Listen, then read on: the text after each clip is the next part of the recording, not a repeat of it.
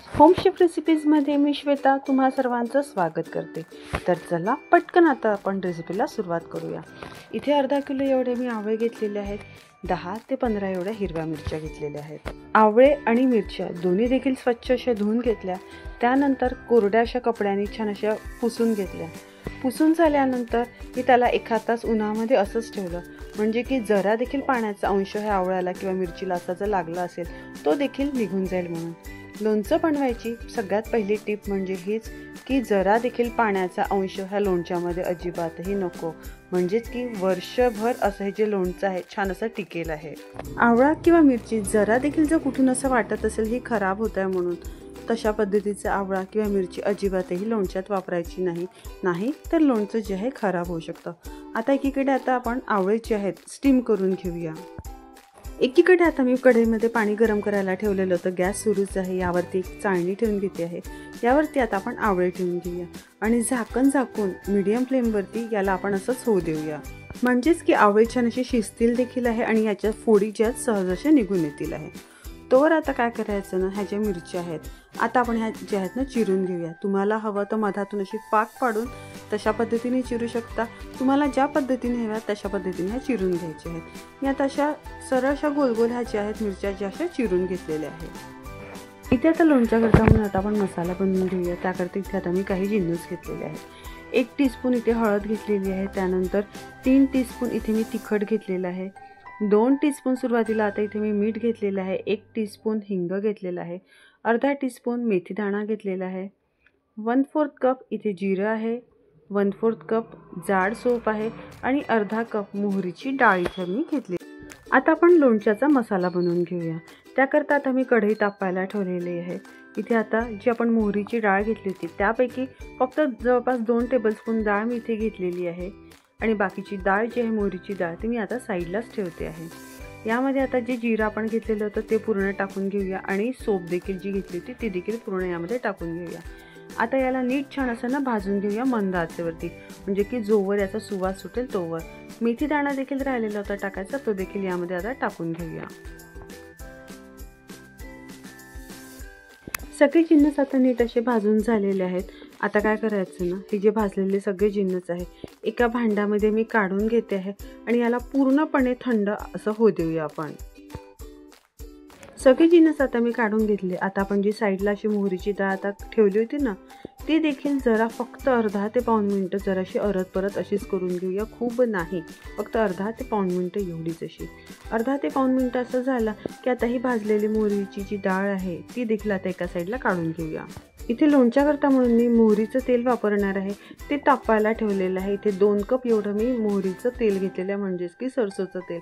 इथे हवं तर तुम्ही कुठलंही रिफाइंड ऑइल देखील इथे यूज करू शकता, जे तुम्हाला आवडेल ते असं। इथे मोहरीचं तेल गरम करताना एक लक्षात असू द्या, जोवर याचा असा छान असा धुवा असा यायला लागेल ना, तितक्या स्टेजपर्यंत आपल्याला हे तेल जे आहे ना गरम करून घ्यायचं आहे। ही महत्त्वाची स्टेप आहे हे तेल वापरत असताना।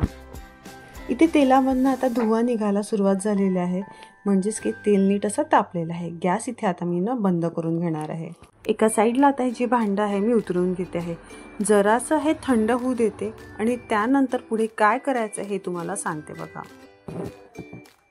इथे बघा आता आपण काही ड्राय मसाले टाकून घेणार आहे, पण कडकडीत तेलामध्ये जर टाकले सगळे मसाले ड्रायवाले तर ते करपून जातील आहे, म्हणून थोडंसं असं टेम्परेचर असं कमी होऊ दिलेलं आहे तेलाचं। जरासा पिंचभर एवढा असा मी हिंग यामध्ये टाकून बघितला की करपत आहे का म्हणून, तर करपत नाही आहे। तर ह्या स्टेजला मी आता हिंग जो आहे यामध्ये असा टाकून घेते आहे। 1 टीस्पून जो आपण हिंग घेतला होता तो हिंग यामध्ये टाकून झाला की चमच्याने याला एकदा नीट असं ढवळून घ्यायचं। एक लक्षात असू द्या की हिंग टाकल्यानंतर देखील तेल जर खूप असं कडकडीतच गरम असेल आहे तर तो पूर्ण हिंग करपू शकतो आणि मग लोणच्याला खूप खराब असा फ्लेवर येऊ शकतो, म्हणून थोडंसं किंचित असं टाकून बघायचं आणि त्यानंतरच बाकीचा जो हिंग आहे तो यामध्ये ॲड करायचा। पुन्हा आपण काही वेळ थांबून जाऊया, म्हणजे की हिंग टाकल्यानंतर काही वेळ पुन्हा अशी थांबते आहे मी जराशी 3 ते 4 मिनिटं असं, आणि त्यानंतर हळद आणि मीठ जे आहे ते देखील यामध्ये मी टाकून घेते आहे। इथे देखील हे टाकायच्या आधी जरासं बघायचं किंचित टाकून की करपत आहे का म्हणून. जे वाटलं की आता करपत नाही आहे, तेलाचं टेम्परेचर अगदी परफेक्ट आहे, तशाच वेळेला हळद आणि जे हे तिखट होतं ते यामध्ये ॲड करून घ्यायचं. हे आता नीट मिक्स करून एका साईडला मी आता ठेवते आहे. आणि आता आपण जो कोरडासा हे भाजून घेतलेला होता ना, जिरं झालं, सोप झालं, हे देखील आता पूर्ण थंड झालेलं आहे. आता हे मी मिक्सरला फिरवून घेते आहे. मिक्सरला फिरवत असताना अगदी प्लेन अशी याची पावडर अजिबातही बनवायची नाही आहे. हाताला जरासं असं भरभरं असं वाटेल आहे, तशाच टेक्स्चरमध्ये आपल्याला हे जे आहे ना मिक्सरला हे फिरवून घ्यायचं होतं. याआधी देखील लोणच्याचा मसाला कसा बनवायचा याची रेसिपी मी अपलोड केलेलीच आहे, आपल्या यूट्यूब चॅनलवरती आहेच ती. भाजलेली जी मोहरीची डाळ होती ते देखील यामध्ये टाकून घेऊया. सगळे कोरडे जिन्नस पुन्हा एकदा नीट असे एकत्र मिक्स करून घेऊ आता आपण.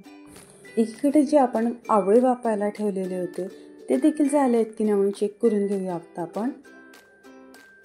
आवळे देखील इथे परफेक्ट असे झालेले आहे. गॅस मी आता जो आहे बंद करून घेते आहे आणि हे जे आवळे आहे एका कॉटनच्या फडक्यावरती आता मी काढून घेणार आहे.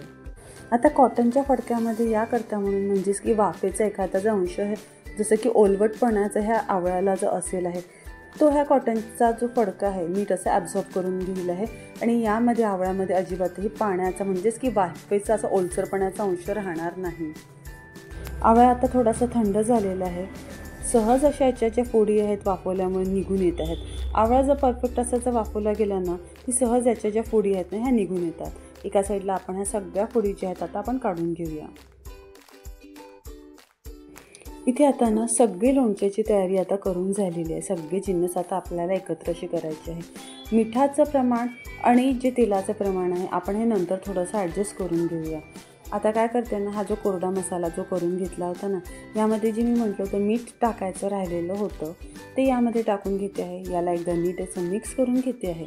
आणि त्यानंतर आता हे जे मिरच्या चिरलेल्या ज्या आहेत त्या आणि हा जो आपण आवळा काढून ठेवलेला आहे तो आता आपल्याला हे एकत्र असं मिक्स करून घ्यायचं आहे. याकरता म्हणून मी गंज घेतलेला आहे.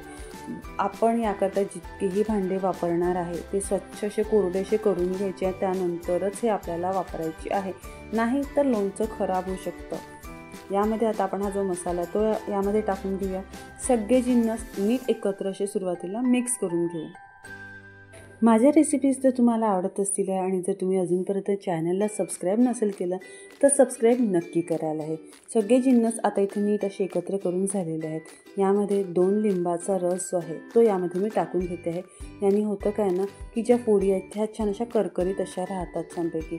यामध्ये 2 टीस्पून एवढं मी साखर टाकून घेतलेली आहे आणि जी आपण तेल तापवून ठेवलेलं होतं ना मोहरीचं, ते पूर्णपणे थंड झाल्यानंतरच यामध्ये मी ॲड करते आहे. लक्षात ठेवा, तेल पूर्ण थंड करूनच आपल्याला लोणच्यामध्ये वापरायचं आहे. हळद आणि तिखट तेलामध्ये डायरेक्ट न टाकता तुम्ही ह्या स्टेजला जरी यामध्ये ॲड केलं ना तरीसुद्धा चालेल आहे.